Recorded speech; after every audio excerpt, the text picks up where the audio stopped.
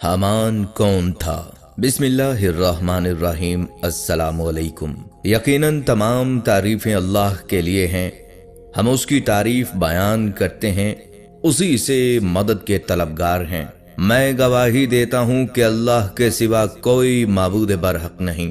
नाज़रीन, मिस्र की तारीख का एक ऐसा बदतरीन इंसान जो फिरौन से ज्यादा जाबिर, जालिम और बदबख्त इंसान था, और इसी बदबख्त इंसान की वजह से फिरौन अल्लाह तबारक व तआला की वहदानियत पर ईमान न ला सका और फिरौन काफिर और मुशरिक मरा और हमेशा हमेशा के लिए जहन्नमी बन गया। नाज़रीन, ज्यादातर लोग ये जानते हैं कि फिरौन मिस्र की तारीख का सबसे बदतरीन इंसान था कि जिसने खुदाई का दावा किया और बनी इसराइल के मुसलमानों का कत्लेआम किया। लेकिन क्या आप जानते हैं कि फिरौन के खुदाई का दावा करने में और मुसलमानों का कत्लेआम करने और अल्लाह ताला की वहदानियत पर ईमान लाने और फिरौन को काफिर और मुशरिक और जहन्नमी बनाने में सबसे बड़ा किरदार उस इंसान का था जिसका जिक्र आज हम करने वाले हैं। इसी इंसान का जिक्र अल्लाह ताला ने कुरान पाक में भी हामान के नाम से किया है। नाज़रीन कराम, आज की वीडियो में हम आपको बताएंगे कि फिरौन का सबसे खास दोस्त और फिरौन का सबसे खास वजीर हामान कौन था, और फिरौन और हामान की मुलाकात कैसे हुई, और हामान ने फिरौन के हाथों बनी इसराइल के मुसलमानों पर कैसे कैसे जुल्म और सितम करवाए, और बिलाखिर हामान फिरौन को कैसे ले डूबा और कैसे फिरौन उसकी वजह से काफिर और मुशरिक मरा और हमेशा हमेशा के लिए जहन्नमी बन गया। प्यारे दोस्तों, इन तमाम सवालात के जवाबात कुरान और हदीस की रोशनी में आज की इस वीडियो में हम आपको बताएंगे। नाज़रीन कराम, अल्लाह ताला ने कुरान पाक के 6 मकामात पर फिरौन के वजीर हामान का जिक्र फरमाया है। हामान के बारे में मुफस्सिरीन लिखते हैं कि हामान मिस्र के वजीर का एक लक़ब हुआ करता था। जो कोई भी बादशाह मिस्र का वजीर मुकर्रर होता उसको हामान कहा जाता था। जैसा कि मिस्र के तमाम तर बादशाहों को फिरौन कहा जाता था, इसी तरह उन्हीं बादशाहों के वजीरों को हामान कहा जाता था। और बाज़ रवायात में आता है कि हामान उस मखसूस शख्स का नाम है जो फिरौन मूसा का वजीर था और जिसका जिक्र अल्लाह ताला ने कुरान पाक में फरमाया है। नाज़रीन, हामान मिस्र में रहने वाला एक आम बाशिंदा था। फिरौन और हामान की पहली मुलाकात उस वक्त हुई जब फिरौन मजदूरी की तलाश में मिस्र की तरफ निकला, तो एक मुकाम पर फिरौन और हामान की मुलाकात हुई और ये मुलाकात देखते ही देखते दोस्ती में बदल गई और इस तरह ये दोनों बदबख्त एक दूसरे के पक्के दोस्त बन गए। नाज़रीन, फिरौन वो शख्स था जिसने खुदाई का दावा किया और बनी इसराइल पर बेइंतहा जुल्म उठाए। अल्लाह ताला ने उसकी तरफ हजरत मूसा अलैहिस्सलाम को पैगंबर बनाकर भेजा और इस काम में आपका साथ देने के लिए आपके सगे भाई हारून अलैहिस्सलाम को भी मनसबे नबुव्वत से सरफराज फरमाया। कहते हैं कि फिरौन के बाप का नाम मुसब बिन रायान था और बाज ने कहा कि फिरौन का नाम मुसब बिन वलीद बिन रायान था और 400 बरस उसकी उम्र थी और इस मुद्दत में वो कभी बीमार न हुआ था, यहाँ तक कि कभी सर दर्द भी न हुआ था और न ही कभी कोई दुश्मन उस पर गालिब आया। फिरौन उसे इसलिए कहते हैं कि वो मिस्र का बादशाह था और मिस्र के तमाम फरमा रवाओं को फिरौन ही कहा जाता था। और दूसरी वजह उसकी ये भी बयान की गई है कि उस मलाऊन ने खुदाई दावा किया था और लोगों को कहता था कि मुझे सजदा करो, मैं ही तुम्हारा खुदा हूँ, और जो सजदा न करता या इनकार करता उसे वो मलाऊन कत्ल करवा दिया करता। इसी वजह से उसे फिरौन कहा जाता, यानी गरूर और तकब्बुर से भरा हुआ। उसने जब दावा खुदाई किया तो उसके बाद अल्लाह ताला ने उसे मसाइब में मुब्तला फरमाया और जब वो किसी तौर न माना तो बिल आखिर उसे गर्क के नील किया। मज़कूर है कि फिरौन की पैदाइश बल्ख में हुई थी, वहां से सियाहत के लिए निकला और ब्योशखना एक शहर है वहां तक आया। यहाँ उसकी मुलाकात हामान बेईमान से हुई जो कि उस शहर का एक बाशिंदा था। उसने फिरौन से उसके मुतल्लिक पूछा कि तुम कौन हो और कहां से आए हो और आगे किधर का इरादा रखते हो। तब फिरौन ने उसे अपना नाम और मुकाम बताया और कहा, मैं शौक़े सियाहत में निकला हूं। तब हामान बोला कि मैं तुम्हारे साथ चलूंगा और सैर करूंगा। चुनाचा दोनों मालून वहां से इकट्ठे चले और मिस्र में पहुंचे। तब खरबूजों का मौसम था। चुनाचा भूख की वजह से दोनों एक खेत में पहुंचे और खरबूजों वाले से खाने का सवाल किया। तब खरबूजे वाले यानी खेत के मालिक ने कहा, मैं तुम्हें एक शर्त पर खाने को दूंगा। अगर तुम मेरे खरबूजे शहर ले जाकर बेच आओ तो बदले में तुम्हें खाने को कुछ बतौर उजरत दूंगा। चुनाचा फिरौन ने हामान को वहीं छोड़ा और खुद गधों पर खरबूजों से भरे बोरे लाद कर शहर की तरफ चल दिया। जब वो शहर के दरवाजे पर पहुंचा तो दरवाजे पर खड़े पहरादार ने रोक लिया और पूछा कि इन बोरों में क्या है। फिरौन ने कहा, खरबूजे हैं। चुनाचा पहरेदारों ने कहा, इनमें से कुछ खरबूजे यहां रख दो और जाओ। फिरौन ने कहा, ये मेरे मालिक के हैं, उसने मुझे बेचने के वास्ते दिए हैं और मैं उसका गुलाम हूं, सो मैं बिना उसकी इजाजत के ये किसी को मुफ्त में नहीं दे सकता। पहरेदारों ने कहा, अगर ऐसा न करोगे तो तुम हरगिज शहर में दाखिल होने की इजाजत न पाओगे। लिहाजा जब फिरौन ने कोई दूसरी राह न पाई तो उनमें से चंद खरबूजे पहरेदारों को बतौर रिश्वत अदा किए और शहर में दाखिल हुआ। शहर में भी सूरत हाल कुछ ऐसी ही देखी। शहर के अंदर जाने पर उसे बाजार में गश्त पर मामूर सिपाहियों ने रोका और उसके माल की बाबत दरियाफ्त किया। फिरौन के बताने पर उन लोगों ने भी वैसा किया जैसे दरवाजे पर मामूर पहरेदारों ने किया। फिर जो माल बचा उसे बेचने के लिए वो मुनासिब जगह की तलाश करने लगा, लेकिन कोई दुकानदार उसे अपनी दुकान के सामने अपना माल लगाने की इजाजत न देता। चुनाचा यहाँ भी कुछ खरबूजे दिए और एक दुकान के आगे अपना माल बेचने को बैठ गया। दुकानदारों ने उससे कहा कि यहाँ लोग ज़रबाती से भी फल सब्जी और तरकारी वगैरह खरीदते हैं और कुछ नकद भी नहीं रखते, यानी अगर किसी के पास एक चीज या जिन्स है तो वो उसमें से जितनी मिकदार तुम्हें देगा बदले में तुमसे उतनी ही मिकदार में तुम्हारा माल या जिन्स खरीदेगा और इस पर कोई नकदी बाकी न रहेगी। यानी अगर तुम्हारा माल कीमत में ज्यादा हो तब भी हमारे शहर का दस्तूर है।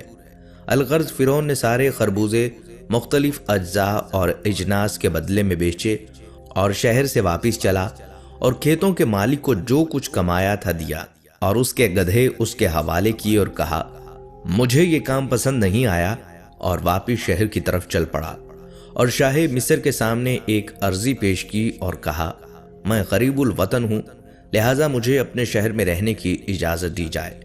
और बाज़ों ने कहा कि जब उसने शहर में ये सूरत हाल देखी तो वापस जाने की बजाय शहर में ही रुक गया और एक कब्रिस्तान में क़याम किया। उसे वहां रहते अभी चंद ही दिन हुए थे कि कुछ लोग कब्र निकालने आ गए। फिरौन ने उनसे कहा कि मैं यहाँ का दरोगा हूँ, लिहाजा अगर तुम यहाँ कब्र निकालना चाहते हो तो इसके लिए सोने का एक सिक्का मुझे देना होगा, तब कब्र निकालने की इजाज़त दूंगा। फिरौन की इस बात पर लोग हैरान हुए और कहा, ऐसे कैसे मुमकिन है कि अभी चंद दिन पहले तो ऐसा कुछ नहीं था। फिरौन ने कहा, अब ऐसा ही होगा, मैं इस कब्रिस्तान का दरोगा हूँ, बस अब बिना मेरी इजाज़त के तुम यहाँ कब्र नहीं निकाल सकते और न ही मुर्दा दफन कर सकते हो जब तक कि मुझे सोने का एक सिक्का बतौर खराज अदा न करोगे। तब चारों नाचार उन लोगों ने एक सिक्का सोने का फिरौन को अदा किया और बाद उसके कब्र निकाली। बाद इसके ये सब चल निकला। फिरौन इसी कब्रिस्तान में रहता और हर आने वाली मैयत को दफनाने और कब्र निकालने के लिए एक सिक्का सोने का वसूल करता। और बाज ने कहा है कि वो मरने वाले की हैसियत के मुताबिक रकम वसूल किया करता। मज़कूर है कि एक बार शहर में कोई वबा फैली जिससे बहुत ज्यादा लोगों की मौत हुई और इसी तरह फिरौन के पास बहुत सारा माल इकट्ठा हो गया। नाज़रीन, रिवायत है कि एक बार शहर का वजीर मर गया। जब दरबारी उसे दफनाने के वास्ते लेकर गए तो फिरौन ने पूछा, कौन मरा है? तब उन लोगों ने बताया, शहर का वजीर। फिरौन ने जब उनसे रकम का मुतालबा किया तो वो लोग बड़े हैरान हुए और कहा, ये कैसा कानून है? फिरौन ने कहा, मैं इस कब्रिस्तान का दरोगा हूँ और एक अरसे से यहीं पर हूँ और ये खराज मैं सबसे वसूल करता हूँ।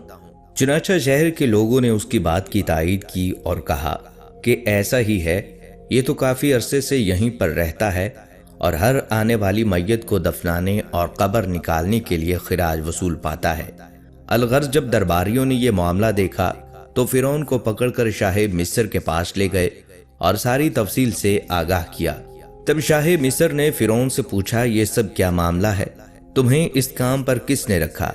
تب فرعون نے اول تا آخر اپنی شہر میں آنے اور شہر کے حالات کے بارے میں تفصیل بیان کی، اور بعد اس کے نہایت ادب سے کہا کہ جب شہر کے یہ حالات دیکھے تو مجھے لگا کہ اس شہر میں کوئی قانون نہیں، جس کے پاس جس قدر طاقت اور اختیار ہے وہ اتنا ہی لوگوں کو لوٹ رہا ہے۔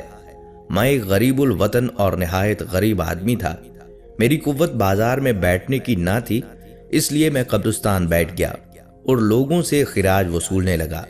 نہ کسی نے میرے اس کام پر کوئی احتجاج کیا، نہ ہی کوئی شکایت کی، اور جو حالات شہر کے تھے اس میں لوگ شکایت لے کر کہاں جاتے کہ اس میں بھی شکایت درج کرنے والوں کو بھی انہیں اتنا کچھ دینا پڑتا، اس لیے لوگوں نے کم دے لینا مناسب خیال کیا۔ چنانچہ شاہ مصر نے فرعون کی گفتگو سے اسے ایک دانا اور دور اندیش فرد خیال کیا اور اس سے پوچھا کیا تم اس شہر کے حالات کو بہتر بنا سکتے ہو اگر تمہیں اس کا اختیار دیا جائے؟ تو فرعون نے اس بات کی حامی بھر لی اور کہا اگر ایسا ہو جائے کہ مجھے صاحب اختیار بنا دیا جائے تو میں شہر مصر کو ان سارے فتنوں سے صاف کر دوں گا۔ الغرض شاہ مصر نے فرعون کو مرنے والے وزیر کی جگہ پر مامور کیا اور تمام اختیار شہر کے فرعون کو دے دیے۔ چنانچہ فرعون نے مصر کا وزیر مقرر ہوتے ہی حامان کو اپنے شہر میں بلوا لیا اور اسے اپنا ساتھی مقرر کیا۔ بعد اس کے جو خراج شاہی، سپاہی اور دربان وغیرہ دکانداروں اور تاجروں اور عام رعایا سے وصولتے تھے سب بند کیے۔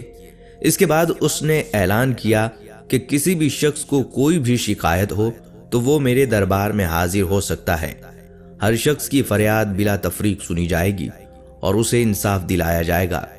فرعون کے اس فیصلے سے شہر کے دکاندار، تاجر اور عام رعایا سب بہت خوش ہوئے کہ ایک اضافی خراج اور رشوت دینے سے ان کی جان چھوٹ گئی۔ اب انہیں اپنے مال پر فائدہ ہوتا نظر آنے لگا، اس لیے لوگوں کے دلوں میں فرعون کے لیے عزت اور احترام اور محبت پیدا ہو گئی۔ تب فرعون نے حامان سے کہا کہ میں چاہتا ہوں کہ اہل مصر مجھ سے اور بھی زیادہ محبت کریں اور میری عزت لوگوں کی نظر میں اور زیادہ بڑھے اور شہر کے لوگ مجھے نعوذ باللہ درجہ میں خدا کے برابر سمجھیں اور میں دعویٰ خدائی کا کروں اور سب لوگ مجھے پوجیں۔ تب حامان ملعون نے کہا ابھی ایسا ممکن نہیں، اگر تو ایسا چاہتا ہے تو پہلے آہستہ آہستہ خلقت شہر کو اپنے ہاتھ میں لا، تاکہ جب تو خدائی کا دعویٰ کرے تو زیادہ لوگ تیری طرفداری کرنے والے ہوں۔ تب فرعون ملعون نے کہا کہ اس کی کیا تدبیر ہو سکتی ہے، کیونکہ شہر کے سب لوگ ابھی تک یوسف بن یعقوب علیہ السلام کے دین پر مستحکم ہیں، میں کس طرح انہیں اس طرف لا سکتا ہوں؟ چنانچہ انہوں نے اس کے لیے ایک تدبیر سوچی۔ پس فرعون شاہ مصر کے پاس گیا اور کہا میں چاہتا ہوں کہ رعایا پر 1 سال کا ٹیکس جو ان سے ان کے مال پر وصول کیا جاتا ہے معاف کر دیا جائے، اور وہ سارا جتنا 1 سال کا بنے گا وہ میں اپنی طرف سے شاہی خزانے میں جمع کروانے کو تیار ہوں۔ بادشاہ فرعون کی حکمت و دانائی سے اور امور وزارت سے بڑا خوش تھا، لہٰذا اس نے کہا میں نہیں چاہتا کہ تمہارا نقصان ہو اور میرا نفع ہو، چنانچہ 1 سال کا ٹیکس تمہاری طرف سے رعایا پر معاف کرتا ہوں۔ فرعون نے کہا میں نہیں چاہتا کہ شاہی خزانے میں کوئی کمی ہو، لہٰذا اس 1 سال کا ٹیکس رعایا کی طرف سے شاہی خزانے میں خرچ کروا دوں گا۔ پس بادشاہ کم عقل اور نافہم تھا، فرعون کی خاطر 1 سال کا خزانہ رعیتوں سے نہ لیا اور کہا جو تمہارا دل چاہے ویسا کرو۔ تب فرعون نے دیوان اور خزانچیوں کو بلا کر پوچھا کہ مصر کا خزانہ 1 سال میں رعیتوں سے کتنا وصول کیا جاتا ہے؟ انہوں نے بتایا اتنا ہوتا ہے۔ پس فرعون نے اتنا روپیہ حامان کے ہاتھ شاہی خزانے میں اپنی طرف سے جمع کروا دیا۔ بعد اس کے سارے شہر میں منادی کرا دی کہ اس سال کا ٹیکس رعیتوں پر ہماری طرف سے معاف کیا گیا اور ہم نے اپنی طرف سے اتنا خزانہ بادشاہ کی سرکار میں شاہی خزانے میں جمع کروا دیا ہے، اور علاوہ اس کے 2 برس مزید کا خزانہ یعنی ٹیکس معاف کرنے کی اپیل بھی سرکار عالی میں پیش کی، سو وہ بھی قبول ہوئی، یعنی اب 3 برس تک رعیتوں سے کسی بھی قسم کا کوئی ٹیکس وصول نہ کیا جائے گا۔ پس جب یہ منادی سنی تو تمام رعایا مصر کی بہت زیادہ خوش ہوئی، اور غریب غربا جتنے تھے سبھی نے فرعون کی ترقی اور خوشحالی کے واسطے دعا مانگی اور خدا کا شکر بجا لائے، اور اس طرح رعیتوں میں فرعون کی نیکی اور فراخ دلی کے چرچے ہونے لگے، اور رعایا کی نظر میں اس کی عزت اور قدر و منزلت بڑھی۔ پس 3 برس تک کا ٹیکس معاف ہونے کی وجہ سے مصر کی رعایا کو فراغت ہوئی، بعد کچھ عرصہ کے شاہ مصر مر گیا اور کوئی والی وارث اس کا نہ تھا جو تخت پر بیٹھ سکتا اور امور سلطنت کو سنبھالتا۔ پس بادشاہ کو دفنانے کے بعد 3 روز تک تعزیت کی اور چوتھے روز تمام شہر کے لوگ، قاضی، مفتی، عالم، فاضل، غریب، غربا، چھوٹے بڑے، سب بادشاہی دربار میں حاضر ہوئے اور اس بات پر غور و فکر کرنے لگے کہ اب تخت شاہی پر کس کو بٹھایا جائے، کیونکہ بنا بادشاہ کے ملک ایسے ہی تھا جیسے کہ بنا سر کے دھڑ۔ چونکہ اب لوگوں نے فرعون سے نیکی دیکھی تھی کہ 3 برس کا خزانہ رعیتوں پر معاف کیا تھا، اور وہ سارا 3 برس کا خزانہ اپنی طرف سے شاہی خزانے میں داخل کیا تھا، اور علاوہ اس کے وہ سارے ٹیکس بھی معاف کیے تھے جو شاہی سپاہی عوام سے بے وجہ لوٹتے تھے۔ اس لیے سب اس پر خوش تھے اور اسے اپنا خیر خواہ جانتے تھے۔ پس یہ خیر خواہی دیکھ کر سبھی نے اس بات پر اتفاق کیا اور اس مردود کو تخت پر جا بٹھایا۔ جب یہ ملعون مصر کا بادشاہ ہوا تو اس نے حامان کو اپنا وزیر منتخب کیا، چونکہ اسی کی تدبیر اور مشورے سے فرعون تخت شاہی تک پہنچا تھا۔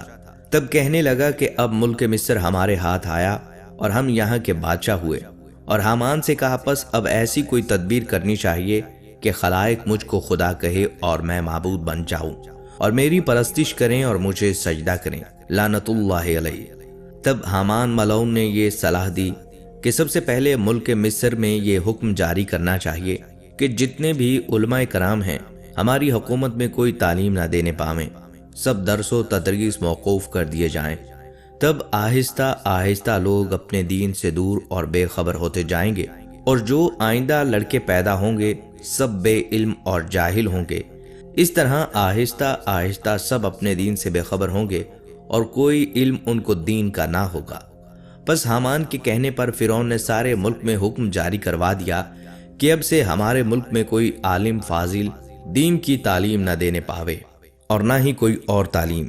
تمام درس و تدریس بند کروانے کا حکم جاری کیا، اور جو کوئی تعلیم سکھاتا یا سیکھتا دیکھا گیا اسے قتل کر دیا جائے گا۔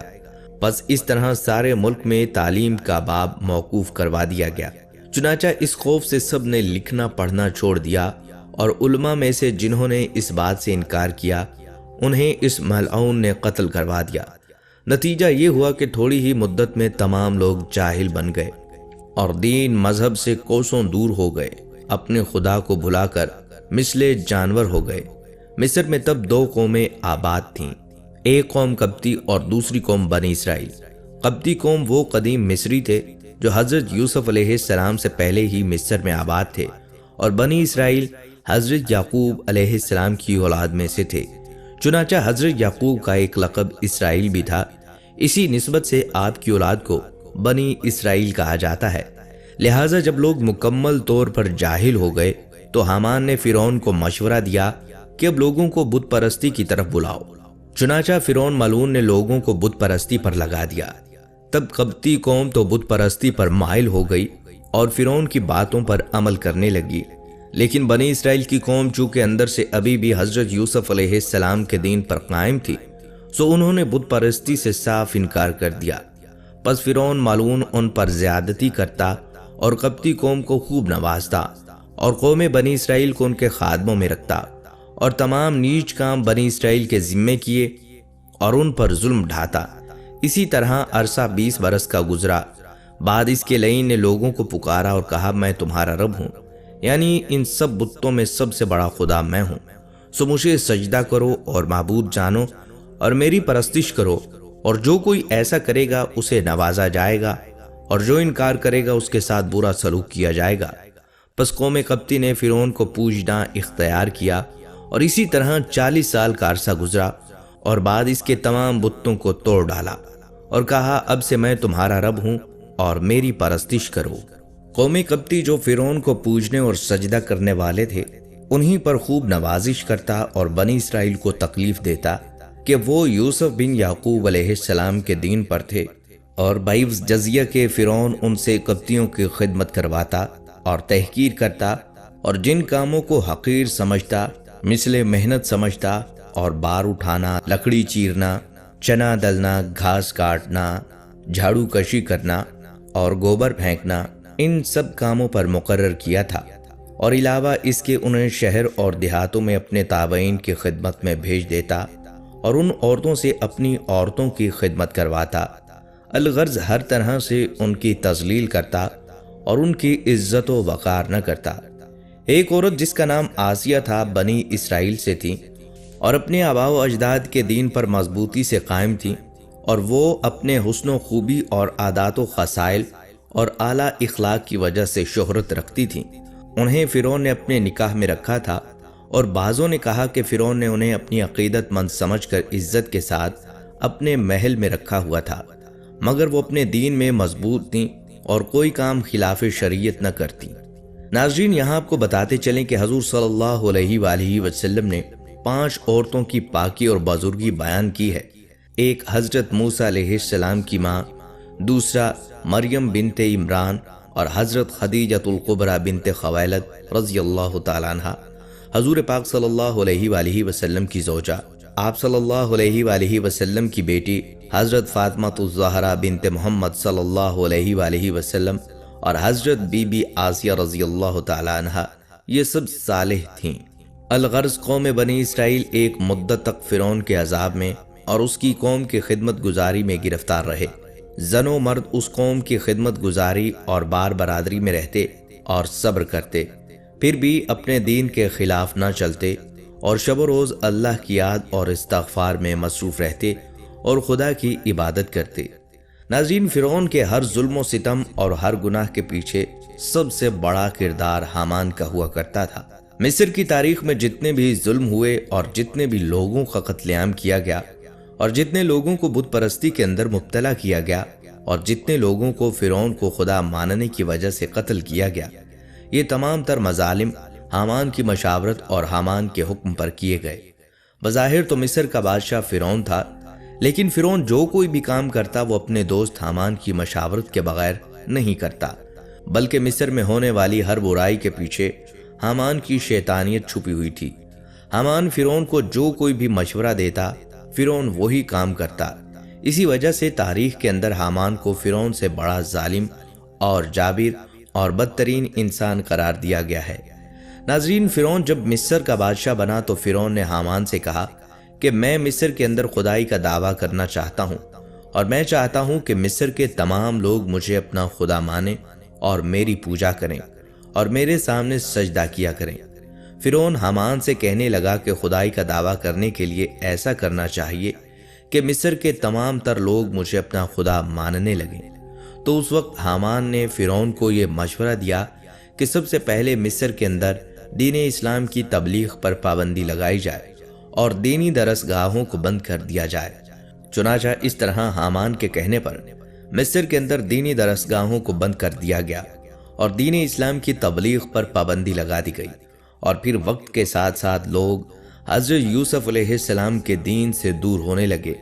اس کے بعد مصر کے لوگ کفر و شرک کے اندر مبتلا کرنے کے لیے حامان نے یہ چال چلی کہ مصر کے ہر گھر میں بتوں کی پوجا شروع کروا دی، اور اس طرح مصر کے ہر گھر میں لوگ کفر و شرک کے اندر مبتلا ہونے لگے اور اللہ تعالیٰ کی وحدانیت کو چھوڑ کر بتوں کی پوجا کرنے لگے۔ اس کے بعد جب فرعون اور حامان نے دیکھا کہ مصر کے تمام تر لوگ اللہ تعالیٰ کی ذات کو بھول چکے ہیں اور اللہ تعالیٰ کی وحدانیت کو چھوڑ کر بت پرستی کے اندر مبتلا ہو چکے ہیں، تو اس وقت حامان نے فرعون کو یہ مشورہ دیا کہ اب مصر کے تمام تر لوگوں کو ایک جگہ پر اکٹھا کیا جائے اور ان کے سامنے خدائی کا دعویٰ کیا جائے اور ان کو سجدہ کرنے کا حکم دیا جائے۔ چنانچہ فرعون نے ایسا ہی کیا۔ مصر کے تمام تر لوگوں کو ایک مقام پر اکٹھا کیا اور فرعون نے ان تمام تر قبیلوں کے سامنے خدائی کا دعویٰ کیا۔ اس وقت مصر کا سب سے بڑا قبیلہ قبطیہ قبیلہ تھا۔ وہ فرعون کو اپنا خدا ماننے لگا اور اس کے سامنے سجدہ کرنے لگا۔ چنانچہ اس طرح فرعون نے مصر کے تمام لوگوں کے سامنے خدائی کا جھوٹا دعویٰ کیا اور اس طرح فرعون مصر کا جھوٹا خدا بنا۔ ناظرین، روایات میں آتا ہے کہ جب فرعون نے خدائی کا جھوٹا دعویٰ کیا تو اس وقت کچھ ایسے لوگ بھی موجود تھے کہ جن کے سینے ابھی ایمان کے نور سے منور تھے اور جو ابھی بھی اللہ تعالیٰ کی وحدانیت پر ایمان رکھتے تھے۔ فرعون کو جب ان لوگوں کا پتہ چلا تو فرعون بہت زیادہ غضبناک ہوا۔ چنانچہ اس وقت فرعون نے ان چند مسلمانوں پر ظلم و ستم کرنا شروع کر دیے اور ان کو اپنا غلام بنا لیا، اور مصر کا سب سے مشکل ترین کام اور بھاری بھرکم کام بنی اسرائیل کے ان چند مسلمانوں سے لیا جاتا اور ان پر بدترین تشدد کیا جاتا۔ اس طرح جب فرعون اور حامان کا ظلم و ستم حد سے بڑھنے لگا تو اللہ تعالیٰ نے بنی اسرائیل کی ہدایت کے لیے اپنے پیارے پیغمبر حضرت موسیٰ علیہ السلام کو مبعوث فرمایا۔ حضرت موسیٰ علیہ السلام نے فرعون کو اللہ تعالیٰ کا پیغام پہنچایا اور اللہ تعالیٰ کی وحدانیت کی طرف بلایا اور مسلمانوں پر ظلم و ستم کرنے سے منع فرمایا، لیکن فرعون اپنی سرکشی سے باز نہ آیا اور اسی طرح بنی اسرائیل کے مسلمانوں پر ظلم و ستم کرتا رہا اور اپنے کفر و شرک پر ڈٹا رہا۔ روایات میں آتا ہے کہ ایک مرتبہ حضرت موسیٰ علیہ السلام فرعون کے پاس تشریف لائے اور فرعون سے کہنے لگے، اے فرعون، اگر تو اللہ تعالیٰ کی وحدانیت پر ایمان لے آئے تو اس وجہ سے تیری آخرت تو بہتر ہو جائے گی، لیکن اللہ تبارک و تعالیٰ دنیا کے اندر تجھے 4 طرح کے انعامات عطا فرمائے گا۔ حضرت موسیٰ علیہ السلام کی بات سن کر فرعون حضرت موسیٰ علیہ السلام سے پوچھنے لگا کہ وہ 4 نعمتیں کون سی ہیں جو تیرا رب مجھے عطا فرمائے گا۔ فرعون حضرت موسیٰ علیہ السلام سے کہنے لگا کہ مجھے ان نعمتوں کے بارے میں بتائیں، شاید میں اللہ تبارک و تعالیٰ کی وحدانیت پر ایمان لے آؤں۔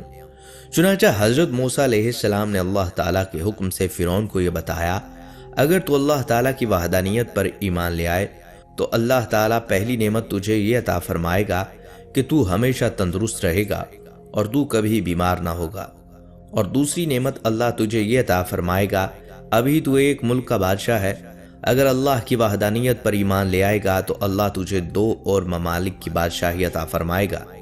اس ملک کی بادشاہت تجھے اللہ کی نافرمانی کے باوجود ملی ہے، تو سوچ اگر اللہ کی فرما برداری کرے تو اللہ تعالیٰ تجھے کیا کیا عطا فرمائے گا، اور اگر تو اللہ تبارک و تعالیٰ کی وحدانیت پر ایمان لے آئے تو اللہ تعالیٰ تجھے دنیاوی نعمتوں کے ساتھ ساتھ جنت کے اندر بھی جگہ عطا فرمائے گا۔ فرعون نے جب حضرت موسیٰ علیہ السلام کی یہ بات سنی تو حضرت موسیٰ علیہ السلام کی باتوں سے بہت متاثر ہوا۔ فرعون نے جب حضرت موسیٰ علیہ السلام کی باتیں سنی تو حضرت موسیٰ علیہ السلام سے کہنے لگا، پہلے میں اپنی بیوی سے مشورہ کروں گا۔ اس کے بعد فرعون گھر گیا اور اپنی بیوی حضرت آسیہ سے جا کر کہنے لگا کہ حضرت موسیٰ علیہ السلام نے فرمایا ہے، اگر میں اللہ تعالیٰ کی وحدانیت پر ایمان لے آؤں تو اللہ تعالیٰ مجھے فلاں فلاں نعمتوں سے نوازے گا۔ یہ بات سن کر حضرت آسیہ رضی اللہ تعالیٰ عنہ بہت خوش ہوئیں اور فرعون سے کہنے لگی کہ اے فرعون، اللہ تبارک و تعالیٰ کی نعمتوں پر تو اپنی جان کو قربان کر دے اور اللہ تبارک و تعالیٰ کی وحدانیت پر ایمان لے آ۔ یہ کہتے ہوئے حضرت آسیہ رضی اللہ تعالیٰ عنہ زار و قطار رونے لگیں اور کہنے لگیں کہ آفتاب تیرا تاج ہوگا۔ حضرت آسیہ فرعون سے کہنے لگیں کہ آپ کو کسی سے مشورہ کرنے کی ضرورت ہی نہیں، بلکہ آپ کو حضرت موسیٰ علیہ السلام کی مجلس میں ہی اللہ تعالیٰ کی وحدانیت پر ایمان لے آنا چاہیے تھا اور دعوت حق کو قبول کر لینا چاہیے تھا۔ چنانچہ حضرت آسیہ کی یہ بات سن کر فرعون حضرت آسیہ سے کہنے لگا کہ ایک بار میں اپنے وزیر حامان سے بھی مشورہ چاہوں گا۔ تو حضرت آسیہ فرعون سے کہنے لگی کہ حامان سے مشورہ کرنے کی کوئی ضرورت نہیں، کیونکہ وہ اس بات کا اہل نہیں، لیکن چونکہ حامان فرعون کا سب سے قریبی دوست تھا اور سب سے خاص وزیر تھا، لہٰذا فرعون مشورہ کرنے کی غرض سے حامان کے پاس گیا اور سارا ماجرا حامان کو بتایا، اور فرعون حامان سے پوچھنے لگا کہ اب مجھے کیا کرنا چاہیے۔ حامان نے جیسے ہی فرعون کی یہ بات سنی تو وہ غصے سے لال پیلا ہو گیا اور زار و قطار رونے لگا اور اپنی گریبان کو پھاڑنے لگا، اور حامان نے اپنی دستار کو اٹھا کر زمین پر مارا اور شور و غل کرنے لگا اور روتے ہوئے کہنے لگا کہ حضرت موسیٰ علیہ السلام نے آپ کی شان میں معاذ اللہ یہ گستاخی کیسے کی؟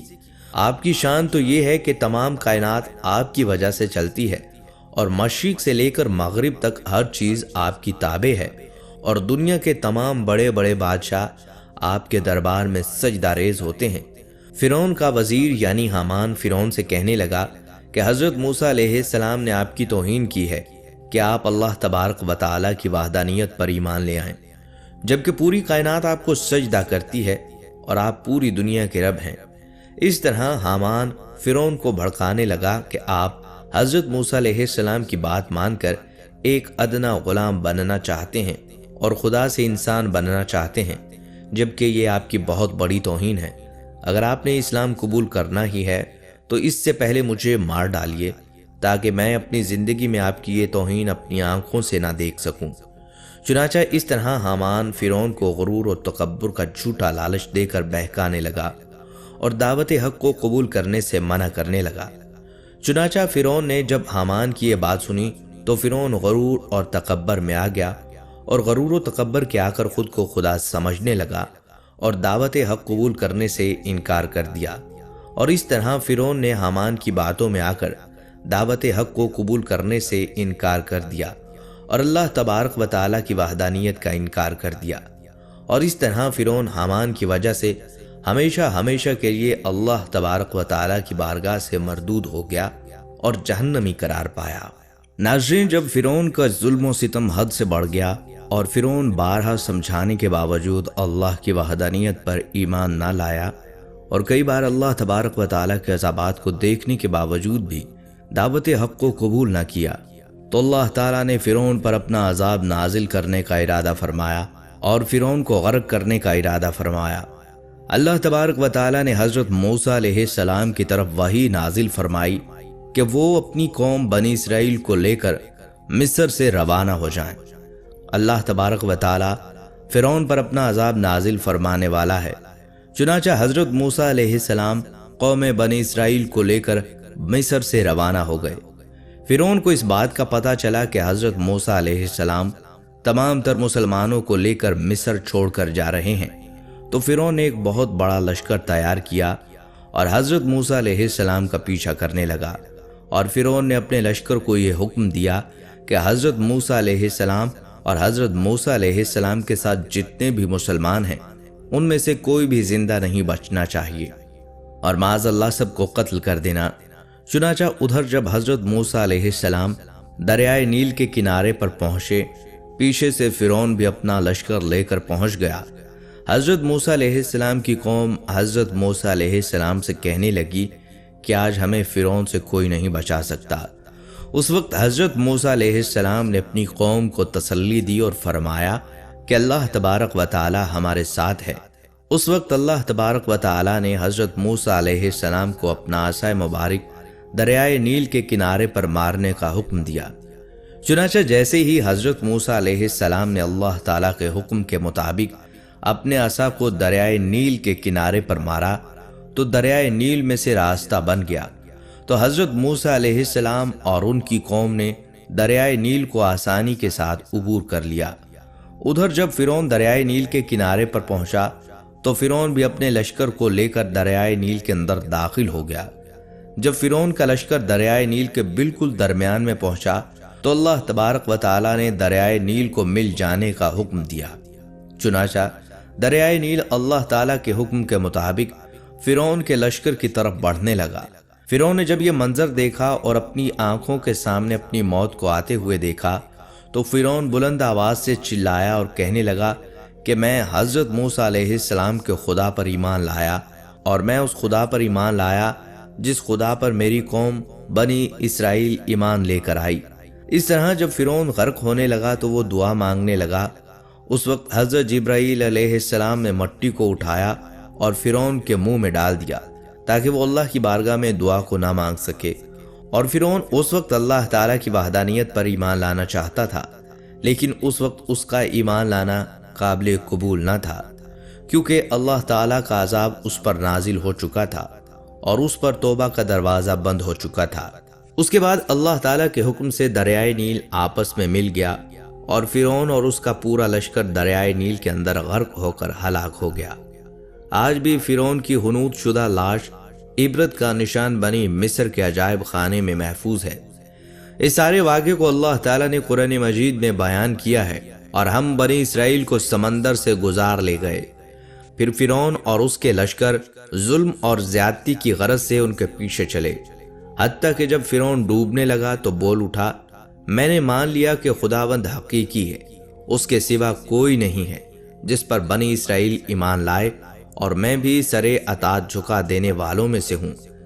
جواب دیا گیا، اب ایمان لاتا ہے، حالانکہ اس سے پہلے تک تو نافرمانی کرتا رہا اور فساد برپا کرنے والوں میں سے تھا۔ اب تو ہم صرف تیری لاش ہی کو بچائیں گے، تاکہ تو بعد کی نسلوں کے لیے نشان عبرت بنے۔ اگرچہ بہت سے انسان ایسے ہیں جو ہماری نشانیوں سے غفلت برتتے ہیں۔ ان آیات میں اللہ تعالیٰ نے ایک پیشین گوئی فرمائی ہے کہ ہم فرعون کی لاش کو محفوظ رکھیں گے تاکہ بعد میں آنے والے لوگوں کے لیے وہ باعث عبرت ہو۔ اپنے آپ کو خدا کہلوانے والے کی لاش کو دیکھ کر آنے والی نسلیں سبق حاصل کریں۔ چنانچہ اللہ کا فرمان سچ ثابت ہوا اور اس کا ممی شدہ جسم 1898 میں دریائے نیل کے قریب تبصیہ کے مقام پر شاہوں کی وادی سے اوریت نے دریافت کیا تھا، جس سے اس کو قاہرہ منتقل کر دیا گیا۔ 8 جولائی 1907 کو اس کے جسم سے غلافوں کو اتارا تو اس کی لاش پر نمک کی ایک تہ جمی تھی، جو کھارے پانی میں اس کی غرقابی کی ایک کھلی علامت تھی۔ ایلیٹ اسمتھ نے اس عمل کا تفصیلی تذکرہ اور اس کے جسم کے جائزے کا حال اپنی کتاب شاہی ممیاں جو 1912 میں درج کیا۔ اس وقت یہ ممیاں محفوظ رکھنے کے لیے تسلی بخش حالت میں تھی، حالانکہ اس کے کئی حصے شکستہ ہو گئے تھے۔ اس وقت سے ممی قاہرہ کے عجائب گھر میں سیاحوں کے لیے سجی ہوئی ہے۔ اس کا سر اور گردن کھلے ہوئے ہیں اور باقی جسم کو ایک کپڑے میں چھپا کر رکھا ہوا ہے۔ محمد احمد دعوت الرسل میں لکھتے ہیں کہ اس کی ناش کی ناک کے سامنے کا حصہ ندارد ہے، جیسے کسی حیوان نے کھا لیا ہو۔ غالباً سمندری مچھلی نے اس پر منہ مارا تھا، پھر اس کی لاش الہی فیصلے کے مطابق کنارے پر پھینک دی گئی تاکہ دنیا کے لیے عبرت ہو۔ ناظرین، قوم فرعون پر نازل کیے گئے یہ عذاب امت مسلمہ کے لیے نہ صرف باعث عبرت ہیں بلکہ غور و فکر کی دعوت بھی دیتے ہیں۔ 58 مسلم ممالک اور 2.5 ارب مسلمان جس ذبح حالی اور تنزلی کا شکار ہیں، وہ اللہ کی ناراضی ہی کی وجہ سے ہیں۔ ہم نمازیں پڑھتے ہیں، حج و عمرہ ادا کرتے ہیں، زکوٰۃ دیتے ہیں اور قرآن پڑھتے ہیں، لیکن سود کو برا نہیں سمجھتے۔ رشوت لینا اور دینا مجبوری گردانا جاتا ہے۔ جھوٹ بولنا، دھوکہ دینا معمولی بات سمجھی جاتی ہے۔ ناپ تول میں کمی، گراوٹ، بے ایمانی، ہیر پھیر کاروبار کا حصہ ہے۔ امر بالمعروف اور نہی عن المنکر ترقی کی راہ میں رکاوٹ سمجھے جاتے ہیں۔ اگر یہ سب اعمال ہی ہماری کامیابی و کامرانی کا پیمانہ ہے تو پھر غلاظت کے اس ڈھیر پر بیٹھ کر ہمیں اللہ کی مزید ناراضی کا انتظار کرنا ہوگا، جو انفرادی عذاب بھی ہو سکتا ہے اور اجتماعی بھی۔ اللہ پاک ہم سب کو ایسے کاموں سے بچائے جو اس کے غضب کو دعوت دینے والے ہیں۔ ناظرین، یہ تھی ہماری آج کی ویڈیو۔ ہم امید کرتے ہیں کہ آپ کو ہماری یہ ویڈیو ضرور پسند آئی ہوگی۔ اگر آپ کو ہماری آج کی یہ ویڈیو پسند آئی ہے تو آپ سے گزارش کرتے ہیں آپ ہمارے چینل کو ضرور سبسکرائب کر لیں اور ساتھ ہی لگے بیل کے بٹن کو بھی پریس کر لیں تاکہ آپ کے پاس ہماری آنے والی مزید معلوماتی ویڈیوز کا نوٹیفیکیشن بر وقت ملتا رہے۔ سبسکرائب کے ساتھ ساتھ ہماری ویڈیو کو لائک بھی کریں اور اپنی قیمتی رائے کا اظہار کمنٹ سیکشن میں ضرور کریں۔ کمنٹس میں آپ اپنے سوالات بھی ہم سے پوچھ سکتے ہیں۔ اللہ تعالیٰ آپ کو اپنی حفظ و امان میں رکھے۔